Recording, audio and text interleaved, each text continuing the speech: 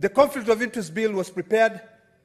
It was tabled on the National Assembly by the majority leader, Kimani Ichung'wah. I want to call on this House to reject in total all the amendments by the Senate to protect the people of Kenya from conflict of interest, corruption, and wanton looting of their assets and resources.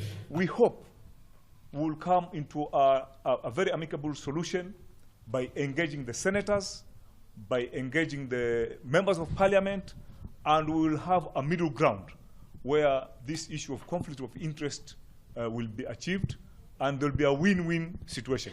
I have engaged with the parliamentary leadership and asked Parliament to expeditiously pass the conflict of interest bill with the explicit caveat that I shall veto any bill enacted if it does not establish the highest bar with respect to accountability, integrity, and anti-corruption.